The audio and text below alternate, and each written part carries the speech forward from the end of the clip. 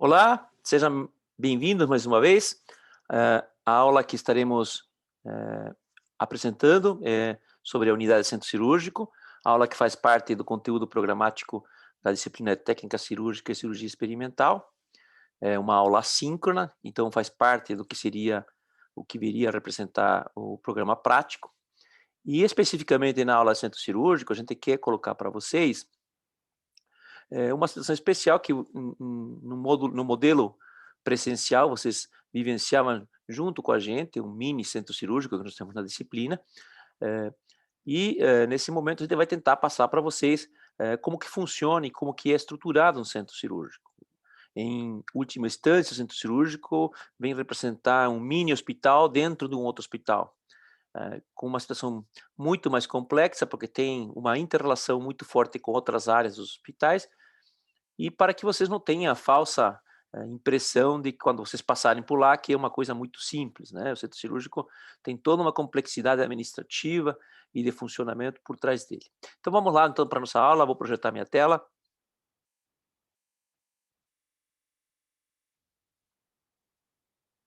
Ok.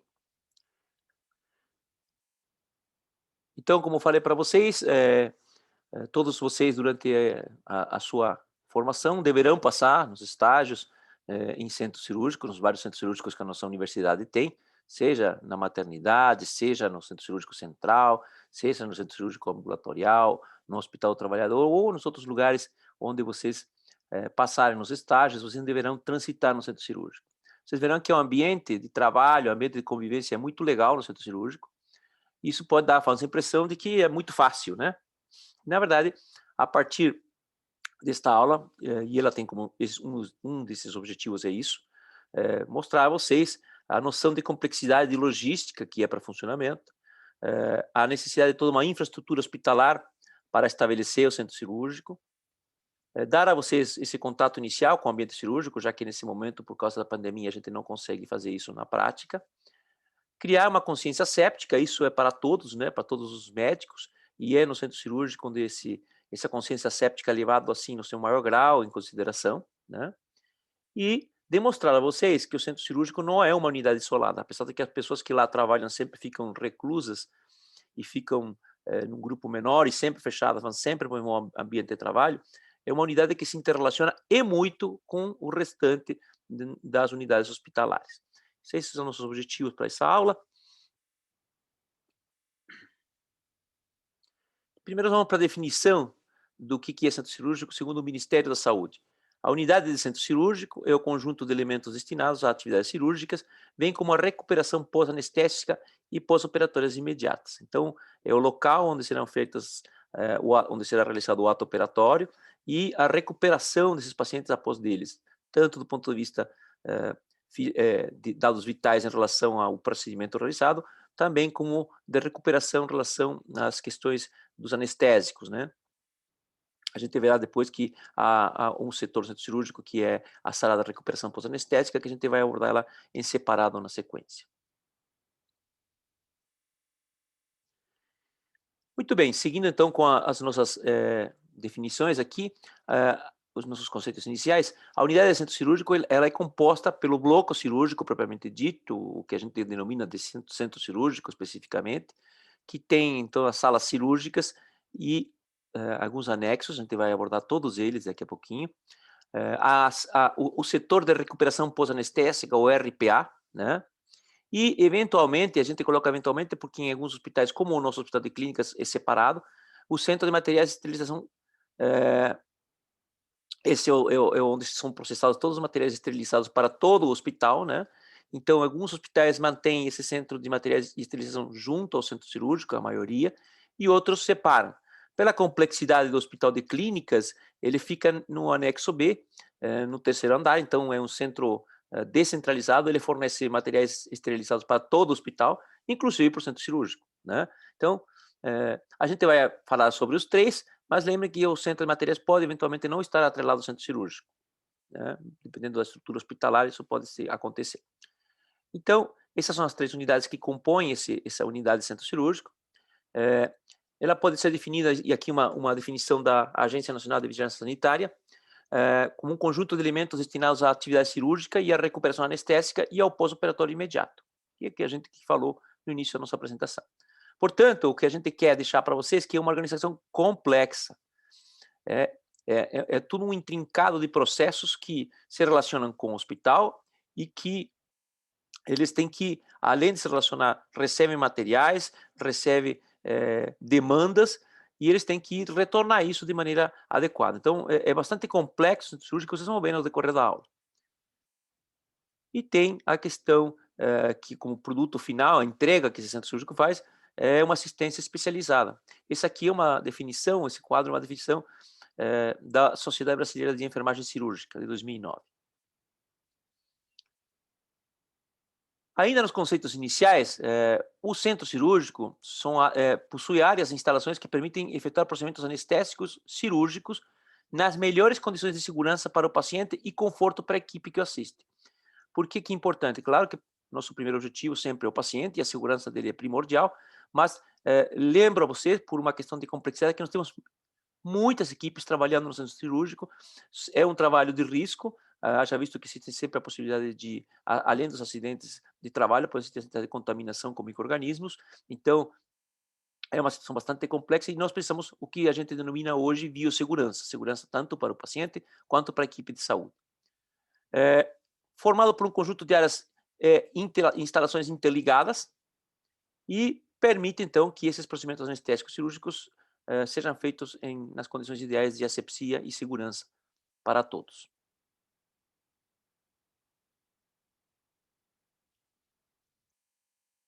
Muito bem, então vamos continuando com a nossa conversa aqui, o que eu necessito saber, o que eu preciso saber para programar e planejar um centro cirúrgico num hospital ou uma unidade de saúde, né? Primeiro, há necessidade de saber o número de leitos do hospital. O número de vagas no centro cirúrgico é proporcional ao número de leitos do hospital. Também as características de atendimento daquela instituição. É muito diferente você ter um hospital com foco em emergência e trauma que um hospital geral, ou um hospital de idosos, por exemplo. Né? No hospital de idosos você tem patologias cirúrgicas no número X, mas não há necessidade de um número tão grande como no hospital quanto um pronto-socorro. No pronto-socorro, além dos procedimentos eletivos, você tem o fluxo constante das situações de urgência e trauma. Então, há necessidade de saber o número de leitos, então, e as características do atendimento, o perfil daquela instituição. Também o número de leitos cirúrgicos destinados a cirurgias eletivas, né? Porque difere muito o número de leitos gerais dos cirúrgicos. A média de cirurgias que se realizam naquele setor, a localização do centro cirúrgico, né? Tem que ser uma localização que não seja a porta de entrada, mas também não pode estar longe do restante do fluxo hospitalar, né? Porque se tem situações de urgência e emergência, onde os pacientes devem ser levados de maneira rápida ao centro cirúrgico. E também, uma outra localização estratégica dentro do mapa de um hospital é a central de materiais esterilizados, porque tanto o centro cirúrgico precisa, e se essa central estiver junto ao centro cirúrgico, ela precisa se relacionar de maneira eficaz com todo o restante do hospital. Portanto, esse número de condicionantes não são da nossa cabeça, não é da cabeça do médico, do dono do hospital, e se segue uma série de normativas que são estabelecidas pelas autoridades da área da saúde. Aqui tem algumas delas, né? Algumas portarias, algumas mais antigas, outras já de 2002, da Anvisa. Mas, por exemplo, essas normativas definem que deve haver uma sala de operação para cada 50 leitos não especializados, ou uma para cada 15 leitos cirúrgicos. Então, veja aquilo que falei no slide anterior, é que há necessidade de saber qual é o quantitativo de leitos e o quantitativo de leitos cirúrgicos, é para isso aí, para calcular quantas salas cirúrgicas a gente deverá programar nesse centro cirúrgico. Agora vamos para as unidades que, de maneira geral, na maioria dos hospitais, universitários, compõem o que a gente denomina de unidade de centro cirúrgico. Primeiro, o bloco cirúrgico, propriamente dito, centro cirúrgico, propriamente dito.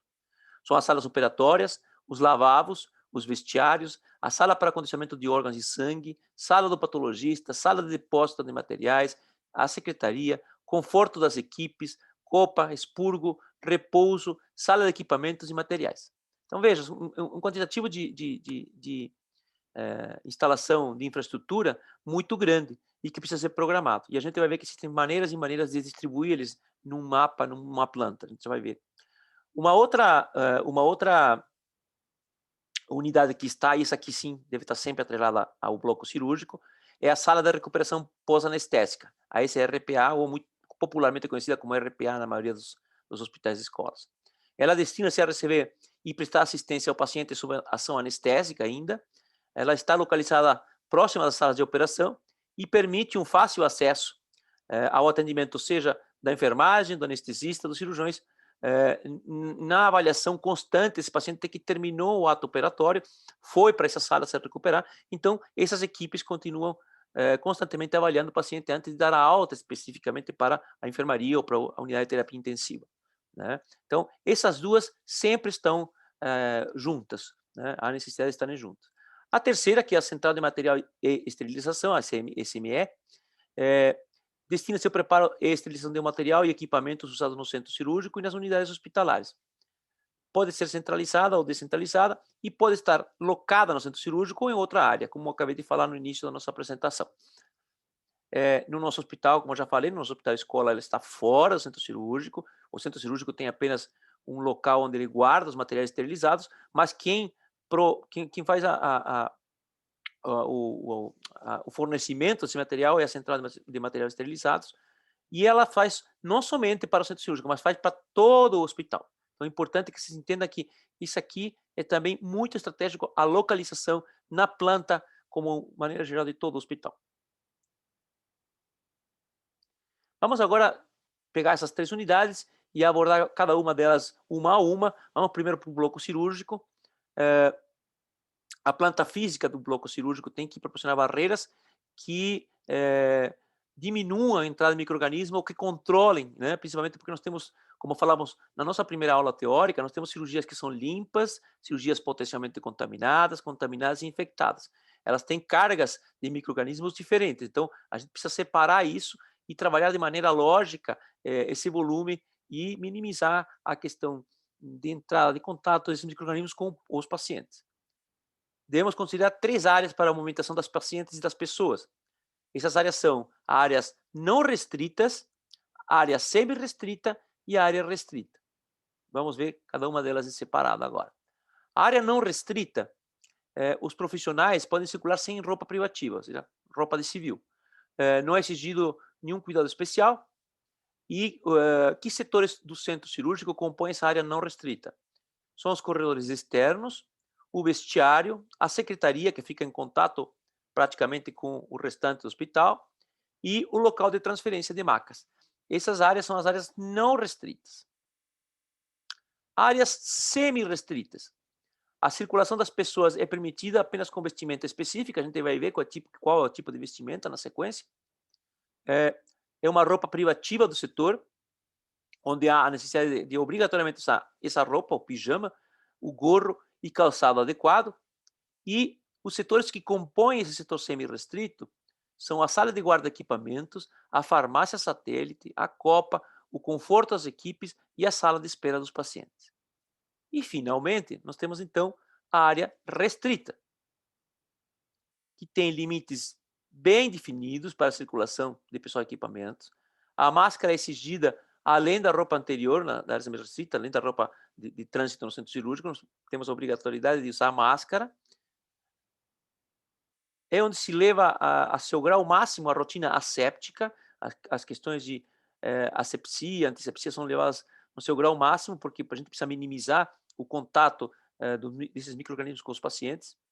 Existem rotinas de funcionamento estabelecidas e constantemente controladas, revisadas e reprogramadas.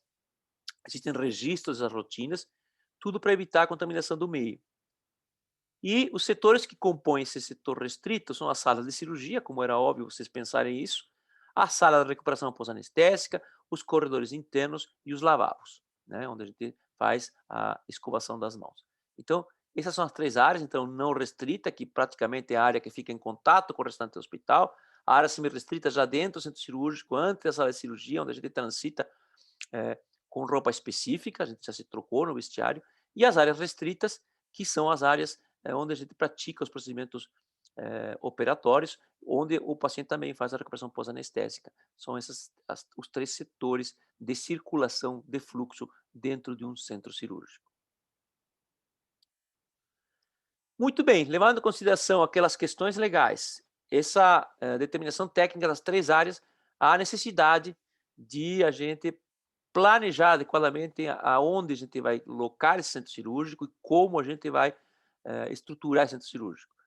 Portanto, para esse tipo de planejamento, é necessário que participem engenheiros especializados em infraestrutura hospitalar, arquitetos especializados, é necessário que participem os médicos, não adianta o médico vir só reclamar depois, ele tem que participar desse momento da programação e do planejamento no centro cirúrgico.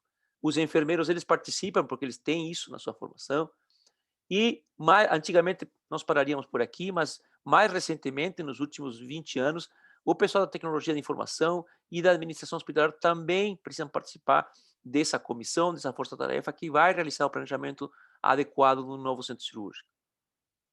Deve-se ter uma estrita observância às normas legais e manter tudo dentro do mais possível, porque esses centros cirúrgicos são constantemente auditados pelo Ministério da Saúde e pela própria Vigilância Sanitária, e deve contemplar aquilo que a gente acabou de falar agora, as 3 áreas da circulação, não restrita, semi-restrita e restrita.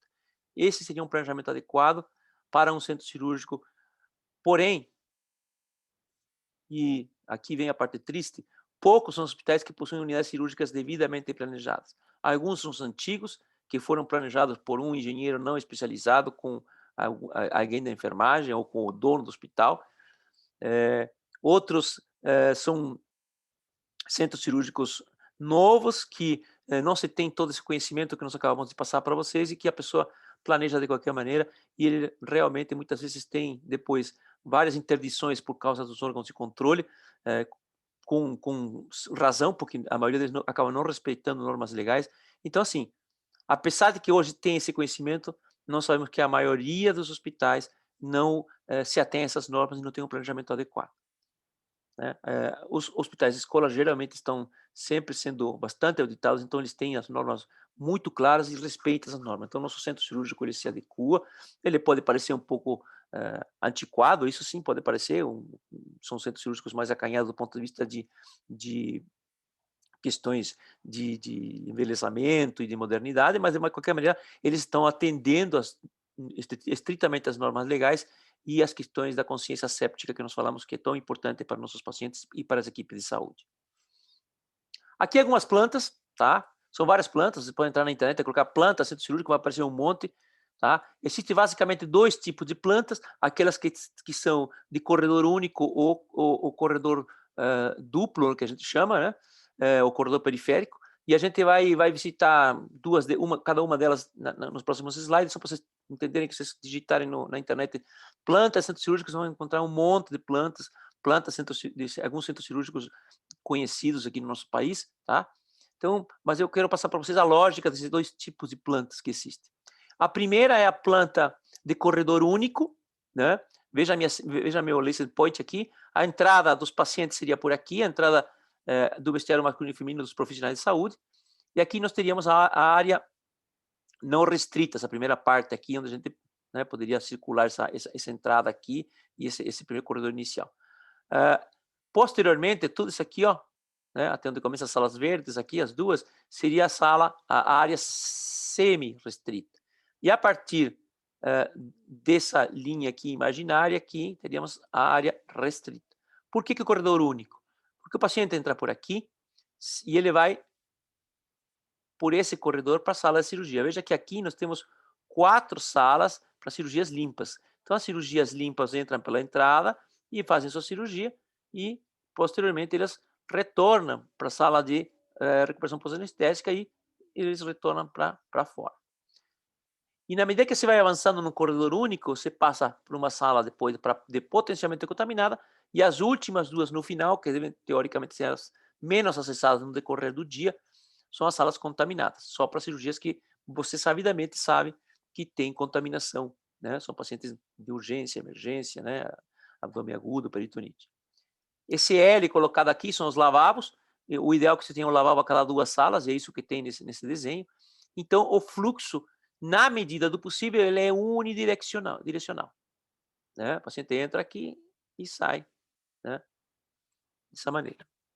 Essa é a típica planta de centro cirúrgico de corredor único. E existe, aqui parece um pouco mais complexo, mas vocês já vão entender, que é a sala de corredor periférico, ou como alguns chamam, ou de corredor duplo, ou de corredor sujo. Na verdade, todos são tudo para falar o mesmo tipo de planta, né? Então, nós temos de corredor único e corredor periférico, sujo, o corredor duplo, como vocês queiram, tá? Aqui, nessa sala, os pacientes, veja que entram por aqui, certo? Aqui entram os pacientes, aqui a entrada do pessoal para os vestiários, e aqui funciona até esse momento como corredor único, certo? Né? A recuperação pós-anestésica está aqui, os pacientes são devolvidos para o hospital por aqui, tá? Mas veja que as salas estão todas alocadas do lado direito do corredor. Então, são todas consideradas salas limpas. Então, o paciente entra, opera nas salas, né? E se eventualmente alguma das cirurgias contaminar, né? O paciente pode sair por esse corredor sujo, se a cirurgia for infectada. Se a cirurgia for limpa, ele sai pelo corredor limpo e volta para a recuperação anestésica. Aí existe uma outra situação. Quando a cirurgia é limpa, mas tem materiais, secreções, tal, que são dispersados, todo esse material de secreções contaminadas, ele vem para o corredor sujo. Então, o corredor sujo ele é utilizado para retirar os materiais contaminantes. Então, nós temos nesse mapa de duplo fluxo um corredor único que serve para cirurgias limpas e potencialmente descontaminadas e um corredor sujo que serve para a saída das secreções, dos materiais de todas as cirurgias e, eventualmente, quando um paciente estiver infectado, ele e a equipe também sai por aqui, vai, se descontamina e posteriormente ele pode voltar para o centro cirúrgico exercer suas atividades. Então, veja que existe uma dualidade nesse corredor que permite separar mais claramente o fluxo de situações limpas com situações contaminadas. Esse é o motivo de ter. É claro que aqui precisamos ter uma infraestrutura maior, um custo maior, mas seria o centro cirúrgico ideal, né? Uma vez vistos esses dois mapas, essas duas plantas, dois tipos de plantas, devemos levar em consideração uma série de outras coisas que a gente acaba não se detendo a olhar ali na planta, mas devemos programar uma sala de utilidades, vestiários, eles devem ter com banheiros. Nós temos muitos centros cirúrgicos antigos que só tinham um local de vestiário para as equipes de saúde e não tinha banheiros. Imagina se você entra numa cirurgia contaminada, infectada, se contamina com secreções, você tem que tomar um banho, se descontaminar, trocar de roupa, né? Salas administrativas, salas de apoio ao setor de imagem, hoje é muito importante. As cirurgias, elas acontecem muitas vezes com a intervenção do radiologista, os procedimentos operatórios acontecem com a intervenção do colega radiologista, a necessidade de sala de guarda de equipamentos e materiais, sala de preparo de equipamentos, alguns equipamentos precisam ter um momento anterior de ser preparado, precisa ter uma sala específica para isso. Há necessidade de uma área de guarda de macas e cadeiras de roda, porque esses pacientes vêm até o bloco cirúrgico de maca, de cadeiras de rodas. Uma área de biópsia, congelação e suporte para anatomia patológica, muito importante quando você faz cirurgias oncológicas, você precisa verificar se aquele tecido que está cortando aí tem neoplasia ou não tem, então o patologista sobe ao centro cirúrgico e faz esses exames rápidos de congelação. Necessidade de copa e conforto das equipes. No passado tinha apenas uma sala de cafezinho, hoje vocês vão verificar, vou mostrar para vocês que são áreas específicas, as equipes precisam ter conforto para trabalhar. Sala de esperas com sanitários para acompanhantes, uma outra situação que no passado os pacientes iam para o bloco cirúrgico e as famílias ficavam esperando no pátio, no corredor do hospital, né? Isso é desumano e basicamente isso tem sido substituído por salas aconchegantes. E também, nos hospitais como os nossos, salas de aula, né? É importante isso tanto para o pessoal da anestesia, quanto para o pessoal da formação, quanto para os residentes. Então, é importante que a gente tenha toda essa estrutura, que são coisas que a gente rapidamente não fala nas plantas, mas que a gente deve levar em consideração. quando a gente vai planejar um centro cirúrgico. Muito bem. Falamos então que tem a área semi-restrita e restrita, onde a gente precisa estar paramentado, ou previamente paramentado, né?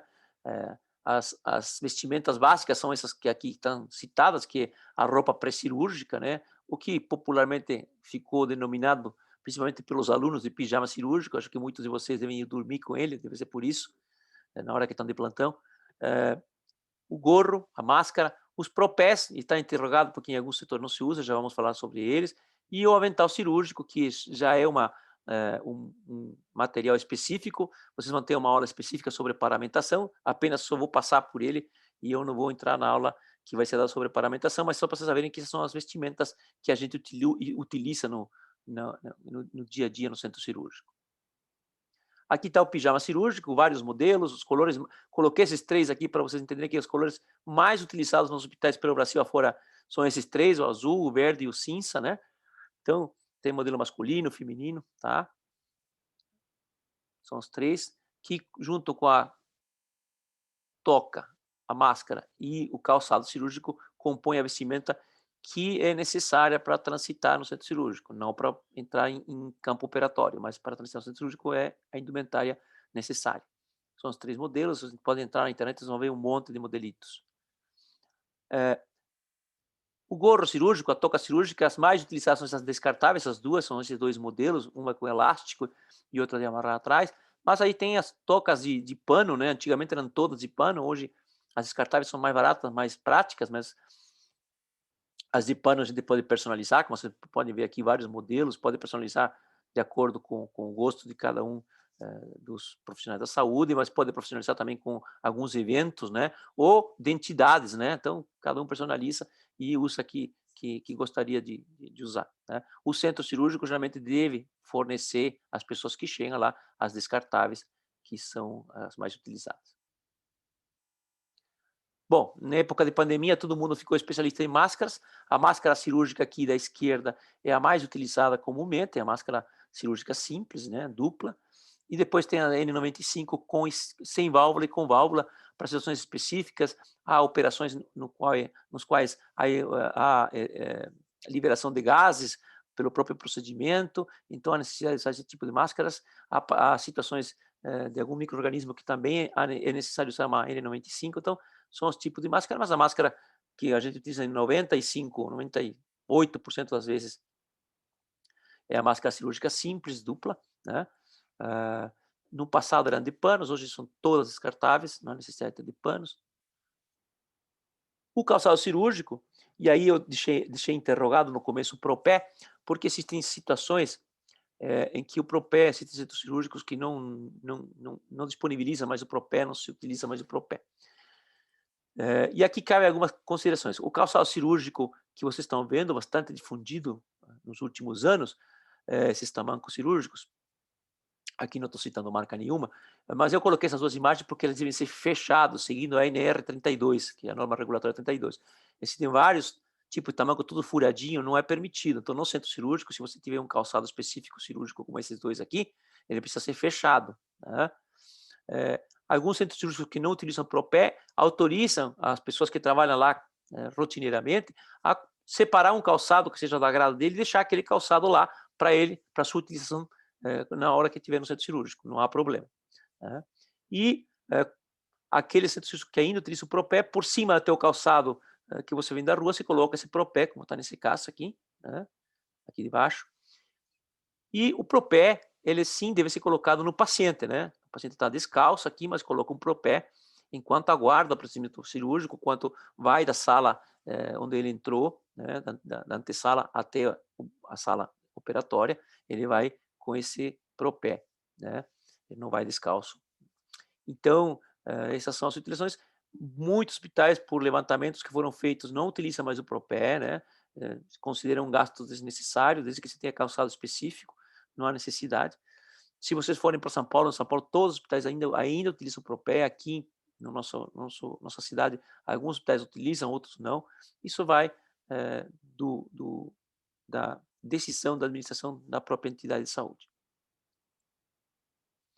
E aqui, do lado esquerdo da tela, nós temos a paramentação cirúrgica dos profissionais de saúde, eles estão paramentados para entrar no procedimento. Não vou entrar nesse mérito, que essa questão é assunto de uma outra aula, mas os pacientes, esses sim, quando chegam ao centro cirúrgico, também tem que se despir e colocar camisolas cirúrgicas hospitalares para pacientes. Aqui alguns modelos, né, feminino, masculino, né, são camisolas geralmente tem uma abertura, pode ficar atrás ou na frente, amarra aqui para o paciente não ficar constrangido, que fica abrindo aquilo lá, e ele aguarda o procedimento operatório vestido dessa maneira, com propé, né, enquanto a sala é preparada, enfim, enquanto todas as questões inerentes ao procedimento deles estão sendo preparadas, ele aguarda com essa vestimenta. Então, todo mundo, para entrar na área semi-restrita, precisa se trocar. Não dá para entrar com a nossa roupa de civil. Tanto o paciente quanto os profissionais da saúde. Isso é importante que vocês saibam. E quem que são essas equipes da área de saúde? Na verdade, não pense que isso apenas são médicos, muito pelo contrário. Se tem um ambiente hospitalar onde a gente trabalha realmente em equipe com outros profissionais, é o centro cirúrgico, né? Então, além dos cirurgiões e os seus auxiliares, a equipe inteira da anestesia vai estar lá, equipe de enfermagem, geralmente tem os enfermeiros chefes, mas tem uma série de enfermeiros com algumas especialidades específicas, enfermeiros especialistas na área de esterilização, especialistas em instrumentação, tem equipamentos muito sofisticados com agregação de tecnologia hoje, que o enfermeiro realmente ele acaba desempenhando um papel muito importante nesse contexto da equipe cirúrgica. Além do enfermeiro, um instrumentador também é muito importante no trabalho do dia a dia do centro cirúrgico, o circulante de sala, que é aquele que fica dando suporte tanto para o anestesista quanto para a equipe cirúrgica, os auxiliares administrativos e os auxiliares de limpeza de extrema importância no dia a dia. Aqui várias cenas de como se comportam as equipes cirúrgicas, vocês podem ver que sempre tem bastante pessoas numa sala, ambiente cirúrgico, por isso que é importante que se respeite os protocolos e as normas de asepsia e antisepsia, porque não é apenas o cirurgião e o paciente, né, que entra uma gama de profissionais que todos devem selar pela questão da contaminação e selar um pelo outro, né, são protocolos estabelecidos já. As equipes são grandes, não são pequenas, não. Essas salas, de acordo com o tipo de hospital, o tipo de procedimento, você tem tamanhos, né? Então, se considera mais ou menos, essas são medidas aproximadas, uma sala pequena, uma sala de 20 metros quadrados, uma sala média de 25 metros quadrados e grandes salas acima de 36 metros quadrados. As salas pequenas para procedimentos de pequeno porte, né?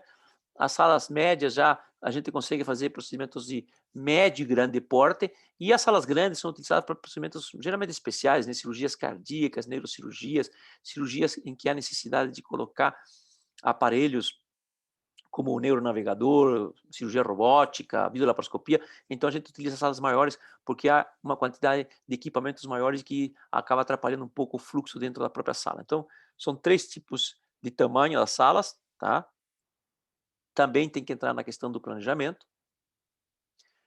No planejamento desse centro cirúrgico também entra tudo, entra teto, paredes, janelas, piso, né? Então, o teto deve ser material resistente, lavável, não pode ter ranhuras, deve ser poroso e deve facilitar a limpeza, né? E que não retenha micro-organismos, tá? As paredes devem ser revestidas de material liso, resistente, lavável, com isolamento acústico e não refletor da luz, porque a reflexão da luz acaba sendo cansativa para toda a equipe, que fica sempre fixada num único ponto. As cores devem evitar a fadiga visual, e vocês vão ver que geralmente são tons pastéis, né? São tons mais suaves, né? Diferente do vermelho, que é o sangue, né? As tintas não devem possuir cheiro, tem tintas especiais para centro cirúrgico. As janelas, quando existirem, devem ser lacradas com persianas recobertas por vidro, tá? Que possibilite a limpeza e o escurecimento das salas. Algumas tecnologias, a fluoroscopia, a radiologia, endoscopias, necessitam de uma sala escura. Então, eu preciso que, se tiver janela, na hora que o profissional precisar, eu escureça aquela sala facilmente. E a junção entre o rodapé e o piso, assim como a junção entre a parede e o teto, ela deve ser sempre arredondada, né? Para quê? de maneira que permita a completa limpeza do canto formado. Não posso ter um canto no qual o pano não consiga passar para limpar. Então ele tem que ser arredondado, a gente vai ver algumas imagens depois. E finalmente embaixo, o piso deve ser resistente, não poroso, de fácil limpeza. Veja que essa questão de não poroso e fácil limpeza se repete em todos, né? Desde o teto até o piso, permitindo a rápida visualização de sujeira, não deve conter ralos nem frestas, não ser poroso e tem uma característica específica que deve ser bom condutor de eletricidade. Ele deve ter, na hora que estou fazendo o piso do centro cirúrgico, uma malha de fios de cobre ligados a um fio terra. Ele deve descarregar. Na sala operatória, a gente utiliza muitos equipamentos e todos eles necessitam de fio terra, né?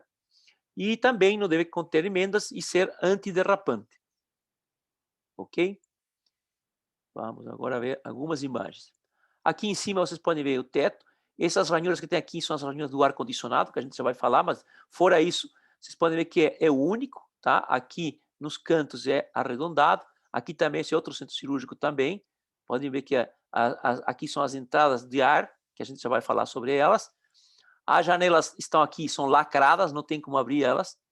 E aqui mostrando a fácil desinfecção e limpeza, tá? Janelas também lacradas. Quanto às paredes, né? As paredes tons pastéis, tons claros, suaves, que não canse, com janelas lacradas mais uma vez, né? Podemos verificar aqui o teto também mais uma vez, a luz, né? A luz da sala, que geralmente são lâmpadas fluorescentes, e os focos cirúrgicos. Aqui uma sala bastante moderna, com todos os gases vindo do teto. E aqui o cantinho, pisos e cantos de tetos e paredes arredondados, como eu tinha falado para vocês, para facilitar a limpeza. Principalmente nesses cantinhos aqui onde está meu laser point. Eu preciso passar um pano aqui e facilmente tirar a sujeira. E finalmente embaixo, o piso antiderrapante, também antiderrapante. Veja que as cores também são suaves, mas permitem identificar qualquer sujeira, como tem aqui uma sujeirinha aqui, vocês podem ver aqui tem uma sujeirinha no chão, tá? E aqui aquilo que eu falei, eu cobri a marca, não estou aqui para fazer comercial de ninguém, mas é tinta hospitalar sem cheiro, né? Tá? Elas vêm, tem várias marcas, né? Eu peguei a primeira que encontrei ali na internet, mas todo esse material, tudo isso aqui é pensado para o planejamento de um centro cirúrgico. As portas também são pensadas. As portas das salas operatórias devem possuir um visor de vidro, porque ele evita a abertura constante das portas e a qualquer momento e impede também acidentes. Então, duas situações. Eu preciso procurar se o doutor Flávio está no centro cirúrgico. Eu não preciso ficar abrindo a porta e olhar. Eu vou na porta e eu me aproximo e eu verifico se ele está lá ou não. Ou preciso passar um recado, chamo a circulante, apenas chamo, não precisa abrir a porta uma vez só, a gente abre a porta. Né? Uma outra situação, muitas vezes a circulante tem que sair da sala e ir até a central de material para pegar equipamentos. Então, pode ter alguém, então o visor permite que a gente não esbarre um no outro, né? Então, evita acidentes, né? Então, esse é o motivo que toda a porta do centro cirúrgico, aqui umas mais antigas, aqui umas mais modernas, e aqui umas ultramodernas, que são essas portas de vidro fumê, você consegue ver para o outro lado, você não enxerga especificamente a cirurgia, mas são automáticas, elas correm. Né? Isso aqui é o mais moderno que tem, tá? Mas o importante é que tenha um visor, para que eu não precise ficar abrindo constantemente a porta e para que eu visualize na hora de entrar e sair e não tenha acidentes. Esses são os motivos pelo qual as portas precisam ter visor. Aqui os modelos desde o mais antigo até os mais modernos. Quanto à ventilação e o ar que acabei falando agora no momento que fui falar do teto, mas também precisa um planejamento específico. O centro cirúrgico deve possuir um sistema de ar-condicionado, né? Ele deve ser central. Por que central? Porque ele precisa manter temperatura e umidade contínua e promover a troca adequada do ar. Tá? Além disso, apesar que os aparelhos são modernos, existe ainda extravasamento de gases anestésicos, alguns deles até podem ser tóxicos e alguns deles podem ser até explosivos. Né? Então, eu preciso estar constantemente retirando o que porventura tenha escapado dos aparelhos de anestesia. Né? Cada sala, ao mesmo tempo que eu preciso uma ventilação central, cada sala deve possuir um dispositivo de controle individual. Por que isso? Porque se eu tenho uma sala que a cirurgia que estava transcorrendo normal acabou de se tornar infectada com a liberação de micro-organismos no ar, eu preciso isolar aquela sala das outras, então eu não preciso contaminar o restante do ar. Então, além de ser um ar central, ele tem que me permitir, na sala, de eu isolar aquela sala. Então, eu preciso ter controles específicos e principalmente de temperatura, né? Porque nós vamos supor que estamos com uma temperatura ambiente de 22 graus, 23 graus no centro cirúrgico, mas aquele meu paciente está fazendo uma hipotermia ou está chocado, eu preciso aquecer a sala, né? Então, um ar, um sistema de ventilação central, mas com controle também individual de cada sala. Eu preciso utilizar filtros de ar específicos de alta eficiência, o conhecido filtro EPA, né? Que durante a pandemia vocês devem ter ouvido falar bastante, tá? Só para vocês terem uma ideia, nós temos de 30 mil a 60 mil micro-organismos que se depositam no campo cirúrgico por hora. Apesar de todos esses cuidados, a gente tem isso. Então, a necessidade é que a gente, para reduzir ao máximo isso, que esses sistemas de ventilação utilizem o filtro EPA para filtrar isso aí. E tudo isso está regulamentado e regulado na norma da brasileira de questões técnicas 7254 de 82, né? Da antiga ABNT, tá? Aqui uma imagem de como que é, então, um esquema, né? Então, o ar de retorno ele entra por baixo nesse sistema, ele é aspirado nas salas embaixo, e ele é filtrado, passa por lâmpadas que acabam sendo germicidas, né? E ele é injetado em cada sala, né? Tá? E também pega o ar externo aqui, certo? Apesar que aqui na imagem de baixo, vocês podem ver que há uma turbulência, né? Porque a mesa, o foco cirúrgico propõe uma turbulência, mas todo o sistema tenta minimizar. E ele é dentro da sala, ele é absorvido principalmente nas porções inferiores, tá? E aqui como que fica a tenda de proteção do ar, né? Veja, a injeção é feita desse jeito, por isso que aquelas ranhuras que você viu no teto cirúrgico, você tem lateralmente, faz um bloqueio, né, lateral à mesa cirúrgica, aqui está o paciente, e há uma injeção mais potente aqui, que faz uma tenda aqui e que diminui aquela turbulência que vocês viram aqui, que mesmo assim existe, mas cada vez menor, tá? Aqui está a área de trabalho, então nós teremos um número menor de bactérias em suspensão. Esse é o sentido da gente fazer esse sistema de ventilação, esse complexo sistema de ventilação no centro cirúrgico.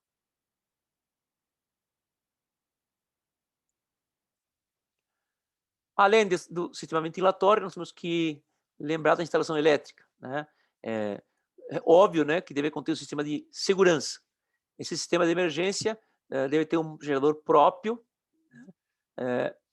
com duração pelo menos para 2 a 4 horas, né? Não adianta ter um gerador que dura meia hora só porque os procedimentos às vezes são mais longos e às vezes o retorno da energia pode demorar, a gente não sabe o que está acontecendo na cidade, né? Então, há necessidade de ter um sistema gerador próprio de longa resistência, né? As tomadas que devem ser de 110 e 220, haja visto que nós temos equipamentos que utilizam esses dois tipos de voltagem, devem estar entre elas de 1 a 1,5 metros de distância do chão até a tomada 1,5 metros, devidamente identificadas quando são de 110 e 220, e uma tomada especial para o aparelho de raio-x portátil, vocês entenderão por quê, porque tem um encaixe diferente, tá? Aqui, como elas ficam dispostas nas regras junto com os gases, a gente já vai falar dos gases. Esse aqui seria a regra ideal, que tem o quantitativo de gases necessários, tem as tomadas de cada lado, um grupo de 4, né? E um foco para o anestesista, porque eventualmente a gente pode necessitar desligar a luz e o anestesista não precisa ficar no escuro, né? Tem um foco específico para ele. Isso seria o ideal. E aqui a instalação no centro cirúrgico, diferente número de tomadas, os gases em cima, e aqui uma homenagem, né? Uma homenagem. Veja que isso aqui em outro país, tal. Essa aqui é uma tomada internacional. Todos os aparelhos, o neuronavegador, o microscópio cirúrgico, o robô da Vinci, todos eles vêm com esse tipo de tomadas, uma homenagem às tomadas brasileiras. Aqui nenhuma alusão política a ninguém, apenas a quem determinou que as nossas tomadas fossem daquele jeito. Então veja todo o trabalho, todo esse trabalho que nós temos aqui, nós temos que providenciar tomadas especiais para esses aparelhos que vêm com outro tipo de encaixe, né? Então, só para vocês verem como uma decisão, às vezes, pode atrapalhar até nós que estamos na ponta lá no sistema de saúde, no centro cirúrgico, né? Aqui, fica aqui dada a minha homenagem às tomadas brasileiras. Quanto às questões de gases e fluidos, né? Que vocês viram que ficam juntos na regra ali, há necessidade, então, de terminais de gases. Aqui o que seria ideal por sala, então eu precisaria ter, idealmente, numa sala de médio ou grande porte, duas tomadas, dois portais de oxigênio, um dióxido nitroso, dois de ar comprimido, um vácuo clínico. Aí, como já vimos, tomadas de 110 e 120, dois conjuntos com 4 tomadas, que foi aquela regra que eu falei para vocês que era ideal, né, que tinha o foco, né? Uma tomada para GIS portátil, que tem um encaixe parecido com aquele que eu mostrei para vocês dos equipamentos como é no exterior, e um foco, seria o ideal, que é aquele que eu mostrei para vocês, um foco, porque eventualmente a gente precisa desligar a luz da sala e fica o foco para o anestesista. E aqui vários tipos, né, de modelos que tem no nosso país. Esse aqui do meio é o mais antigo, esse aqui são mais modernos, né? E aqui é um que vem direto da rede hospitalar, tá? Muito bem, tudo isso. E aí agora vamos falar especificamente da iluminação dos focos cirúrgicos, né? Que é aquilo que fica em cima do paciente, que fica iluminando a equipe cirúrgica para realizar o procedimento operatório. As lâmpadas, na maioria, devem ser as lâmpadas da sala, não o foco cirúrgico. A lâmpada da sala deve ser fluorescente, aquela que vai no teto, como mostramos nas primeiras imagens lá do teto. Já o foco cirúrgico deve fornecer iluminação direta, com ausência de sombras, redução dos reflexos, intensidade adequada. Quem regula a intensidade da equipe cirúrgica. No decorrer da cirurgia pode variar, porque no momento precisa mais luz, outro menos, cansa, aquela intensidade cansa bastante, então de vez em quando a própria equipe pede para diminuir. Esse foco deve diminuir os contrastes e não ter excesso de calor, né? Esses focos geralmente são bastante quentes e acabam espolhando mais do ponto de vista hídrico os pacientes. A iluminação deve ser adequada do campo operatório, deve prevenir a fadiga visual e devemos ter no centro cirúrgico focos auxiliares portáteis, como esses dois que estão aqui no canto direito. São focos com baterias próprias, que você tem rodinha, você leva para cada sala e você pode eventualmente adicionar aos focos tradicionais. Hoje, cada vez esses focos acabam suprindo e cada vez é menos necessários os focos auxiliares, mas deve existir por situações específicas. Às vezes precisa fazer 2 campos operatórios à distância, um na parte superior do paciente, outro no pé, por exemplo. Então, às vezes é necessário que tenha um foco auxiliar. E tudo isso segue também normas das entidades de controle, aqui no caso a RDC 50 de 2002, tá? Quanto à intensidade, quanto à regulação, tudo isso aí. Uma outra questão importante são os lavabos, onde a gente vai fazer a nossa escovação das mãos. Então, o lavabo cirúrgico, ele fica no ambiente cirúrgico restrito, é destinado à higienização das mãos e antebraços, deve possuir dimensões que permitam realizar o procedimento sem contato com as torneiras e com os dispensadores do detergente líquido, então não há necessidade de eu entrar em contato, como no passado, ou por uma célula fotoelétrica, ou acionando no pedal, a gente tem a dispensação do detergente e da água, apenas utilizado para limpeza das mãos e escovação cirúrgica. Por que estou colocando isso? Porque vocês vão ver profissionais da saúde que ficam lavando outros materiais aqui. Se vocês virem isso, vocês podem alertar lá, isso aí só para lavar as mãos. Tem setor de expurgo, tem setor de processamento de materiais para você lavar, fazer outro tipo de limpeza. Não deve se limpar outros materiais nesses lavabos. O ideal é que para cada 2 salas operatórias recomece um lavabo com 2 torneiras pelo menos. Vocês podem ver que aqui tem outras imagens de muito mais, né?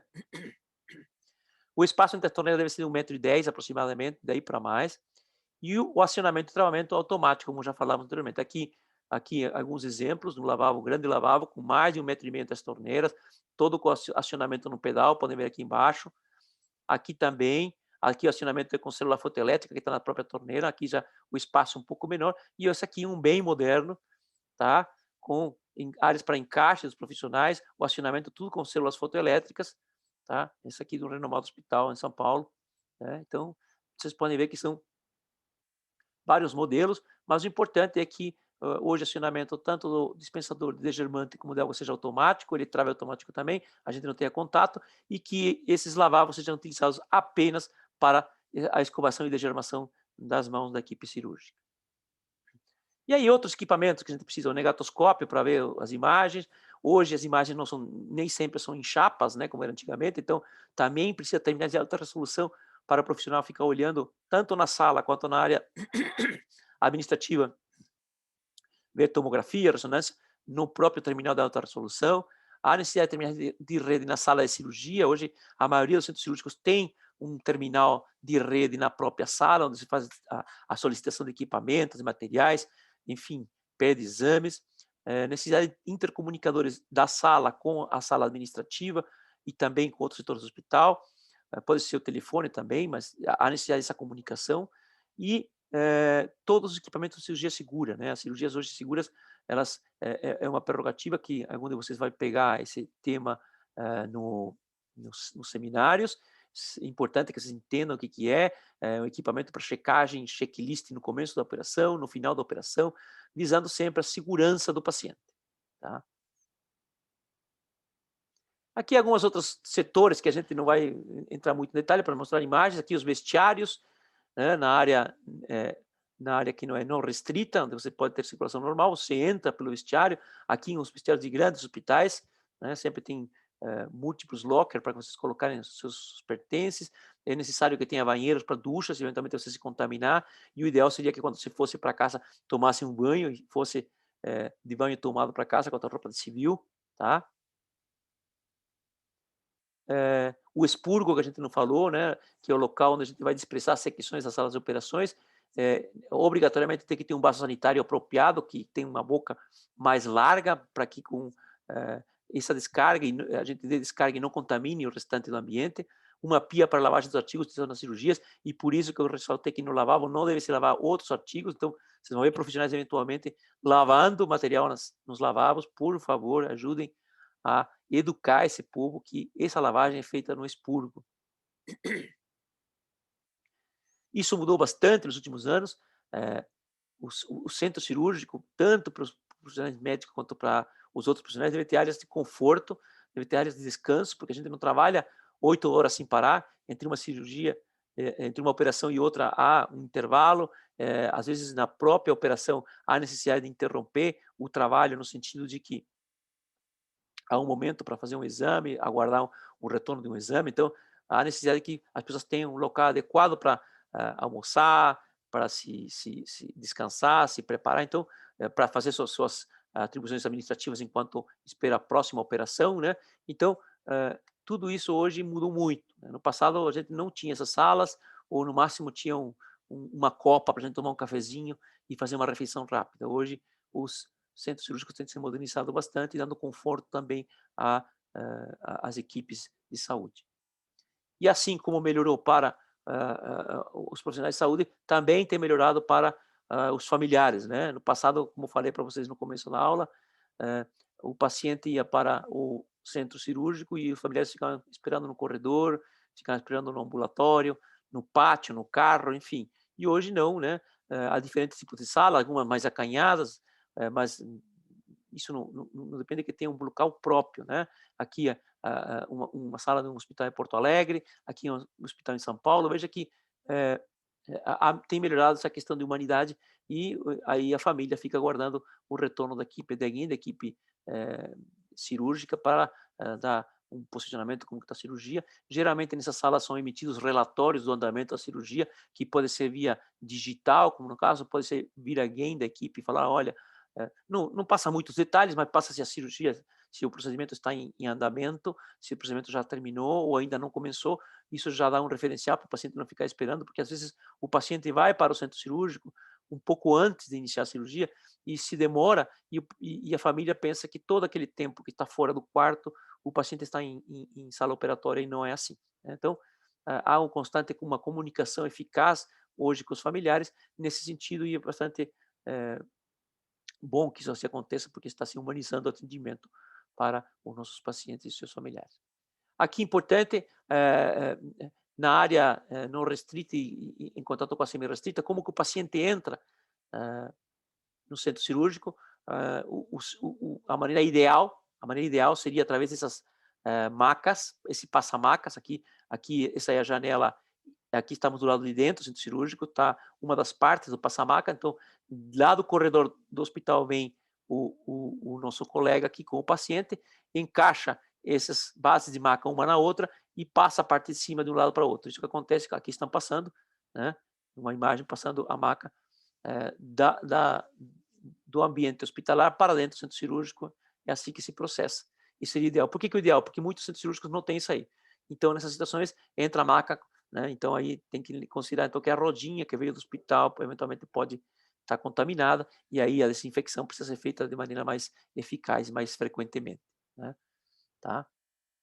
Mas isso seria o ideal na questão da troca de macas.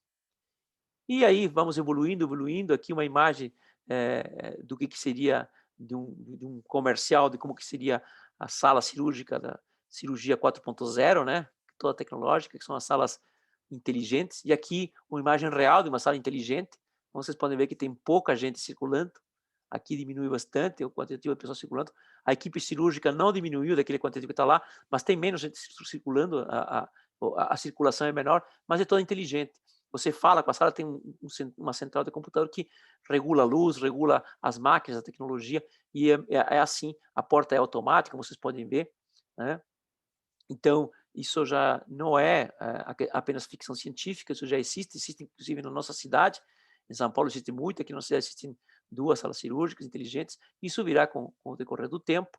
Essa agregação de tecnologia ao centro cirúrgico, sem dúvida, é benéfica e melhora muito a questão de segurança e de diminuição da contaminação de micro-organismos para o paciente. Lembre que cada vez que a gente vai praticar um ato operatório, a gente está quebrando barreiras e fragilizando o paciente no que diz respeito à entrada de micro-organismo em contato com ele. Muito bem. Outro setor importante da unidade de centro cirúrgico é a sala de recuperação pós-anestésica. Tá? E aqui vamos de novo, começar a mesma sequência. Vamos para a definição do que ela é. É a área destinada à permanência do paciente logo após o término do ato anestésico cirúrgico, até que ele se recupere a consciência, ele consiga eliminar os resquícios dos anestésicos ainda, né, e que estabeleça os sinais vitais. Né. Como falamos no início, uma é contígua da outra. Né. A sala de recuperação pós-anestésica deve estar do lado ou deve estar dentro do centro cirúrgico, né, porque tem que favorecer o transporte rápido do paciente da sala operatória para esse local de recuperação pós-anestésica. Essas salas variam dependendo do perfil do hospital e do centro cirúrgico, assim como a gente falou que o centro cirúrgico varia de acordo com o tipo do hospital, o quantitativo de leitos gerais e leitos cirúrgicos, a sala de recuperação pós-anestésica, popular RPA, também varia. Né? Geralmente, o cálculo que se faz, o número mínimo de vagas é igual ao número de salas mais uma. Pelo menos isso, é o mínimo que se preconiza. Mas vocês vão verificar que se tem geralmente uma folga um pouco maior, né? Algumas operações são praticadas e o paciente é encaminhado direto da sala operatória para UTI. E, inclusive, alguns hospitais fazem o seguinte, tem a sala de recuperação pós-anestésica, mas também tem a UTI do lado. Esse seria um planejamento mais moderno ainda, sendo que essas cirurgias mais complexas, cirurgias de grande porte, esse paciente pode eventualmente migrar direto da sala operatória para a UTI. Também existe isso. Mas, de maneira geral, na maneira mais tradicional, os centros cirúrgicos possuem dentro da sua estrutura uma sala de recuperação pós-anestésica, que é uma unidade importante do centro cirúrgico, porque permite todas as ações. Né? Durante a admissão na sala de recuperação pós-anestésica, nós precisamos conferir a identidade do paciente, registrar o diagnóstico médico, o tipo de cirurgia que foi realizada, a que foi proposta e a que foi realizada, nem sempre são as mesmas, o histórico médico de alergias. A primeira coisa que a gente verifica no exame físico desse paciente quando entra na sala de recuperação pós-anestésica é a permeabilidade das vias aéreas e dados vitais, se faz um exame físico de admissão, há necessidade de verificar o registro de anestésicos utilizados durante o ato operatório e outros medicamentos que porventura possam ter sido utilizados, a reposição de líquidos durante todo o ato e a perda sanguínea estimada e a diurese desse paciente. Também deve-se registrar problemas ou intercorrências que tenham acontecido durante o ato operatório e anotar também a presença de drenos, catéteres ou outros dispositivos externos que esse paciente traga da sala operatória, e na questão dos drenos, anotar o débito e o aspecto da drenagem desses débitos. Assim como esse paciente entra, tem um momento que ele vai sair de alta da sala de recuperação pós-anestésica. Quando que ele sai da alta? Quais são os critérios que esse paciente tem que cumprir para que eu possa dar alta para a enfermaria? A recuperação completa da consciência, estabilidade cardiovascular, portanto, depois que ele entrou, eu preciso ficar mensurando os dados vitais, função respiratória normal, ele tem que estar eupneico, função motora recuperada, dor operatória controlada, a gente sabe que nem sempre vai tirar a dor completamente, mas tem que estar controlada. Náuseas e vômitos ausentes sob controle, isso é importante porque esses pacientes, por causa dos anestésicos, têm muitas vezes náuseas, então precisa controlar isso, porque se for para a enfermaria com náuseas ou vômitos, ele fica forçando a própria ferida operatória. Débito urinário efetivo, um sinal de recuperação dos dados vitais e de todo o sistema cardiovascular, circulatório. Saturação de oxigênio adequada, portanto tem que ter um oxímetro de pulso. O curativo deve estar limpo, é muito ruim quando esse paciente estando no centro cirúrgico, tem um sangramento na parede, um pequeno sangramento, e ele desce com o curativo sujo. Então, o curativo deve ser limpo para a enfermaria. E a ausência de sangramentos ativos, que podem ser verificados tanto pelo curativo, quanto pelos drenos que eventualmente possam ser deixados. Então, com tudo isso aqui checado e controlado, a gente pode, então, entender que o paciente está em condições de alta da sala de recuperação pós-anestésica. E aqui, algumas imagens das diferentes salas de recuperação pós-anestésica. Vocês podem verificar que são salas onde tem uma ampla só todos os pacientes, mas que podem eventualmente ser individualizadas com cortinas, com divisórias de vidro, eventualmente. Tá? Aqui uma outra sala de um outro grande hospital. Aqui uma outra. E aqui esses dois centrais, verificando a constante presença de pessoas em volta. Enfermeiros, anestesistas, cirurgiões, que estão constantemente revendo e reavaliando o paciente para ver como está se recuperando nesse pós-operatório mais do que imediato após um ato cirúrgico. Perdão.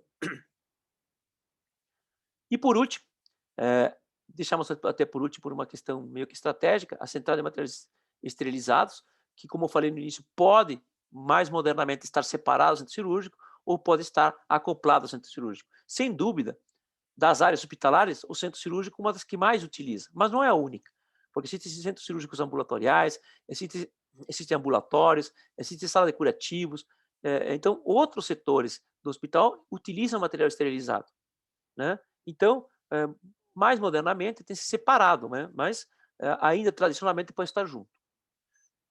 Então, vamos de novo também aos critérios de definição. É uma unidade de apoio técnico definida pelo Ministério da Saúde como conjunto de elementos destinados à recepção, expurgo, preparo, esterilização, guarda e distribuição do material, não caracterizado como de uso único para as unidades de estabelecimento de saúde. Ou seja, tudo aquilo lá que não for descartável, o setor que vai gerar todos esses processos, que vai fazer a gestão de todo esse fluxo, é a central de materiais. Destina-se ao preparo e esterilização do material e equipamentos usados no centro cirúrgico e nas demais unidades hospitalares. Portanto, veja, o próprio Ministério entende que não é o centro cirúrgico apenas. Todas as unidades hospitalares que necessitem de material esterilizado, essa central tem que fornecer. Pode ser no centro cirúrgico ou em outro local, porém, aqui é condição fundamental, ela tem que estar estrategicamente localizada em relação a todo o fluxo hospitalar. Tá? Então, isso é uma questão importantíssima na hora que você vai programar onde que eu vou colocar essa central de materiais. De maneira geral, tem vários tipos de centrais de materiais processados, mas todas elas possuem 5 setores. A sala da recepção e limpeza, que é o setor sujo, onde que chega o material sujo, contaminado, onde vai ser recebido aquele setor. A sala de preparo e esterilização, né? A sala de desinfecção química, quando aplicável, alguns setores precisam, algum equipamento precisa ser praticada uma desinfecção química neles. Sala de monitoramento do processo de esterilização. E, finalmente, depois de todo processado o material, você precisa armazenar até que alguém venha solicitar aquele material, né? Então, sala de armazenamento e distribuição de materiais esterilizados. Aqui divididos por características do setor.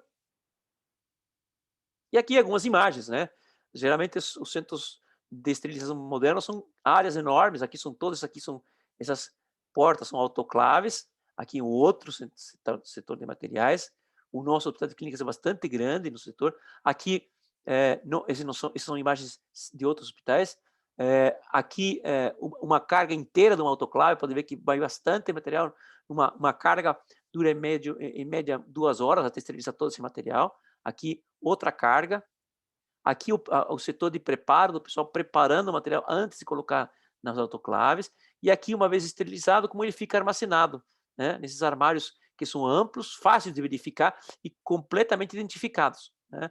Você bate o olho, você sabe que está. Tipo aqueles armários de farmácia, aquela farmácia comercial normal de bairros, né? Que você vem lá e está tudo com os nomes, muito parecido, né? Só que são estantes maiores, então rapidamente se localiza o material que alguém veio solicitar na porta da central de materiais. Bom, basicamente, eu abordei as 3 unidades do que seria um centro cirúrgico. Eu fico à disposição. Se tiver alguma dúvida, através do e-mail aqui da Federal, vocês podem me encaminhar a dúvida, que terei maior prazer em responder para vocês. O importante quero que vocês tenham muito claro que não é um setor simples, não é um setor que a gente vai lá e faz cirurgia, esse tudo um planejamento e uma necessidade de infraestrutura hospitalar para manter um centro cirúrgico funcionando em condições adequadas. Especificamente nos hospitais de escola, o centro cirúrgico ele tem uma complexidade maior, porque recebe pessoas em formação da área da enfermagem, da área da medicina e de outras áreas. Há uma agregação constante de tecnologia hoje nos centros cirúrgicos. Isso também requer outros profissionais que antigamente não eram nem lembrados para participar do centro cirúrgico. Então, eu espero com isso ter dado uma pincelada do que a gente fazia antes na aula prática. Fico à disposição de todos vocês e nos vemos na próxima aula. Obrigado a todos.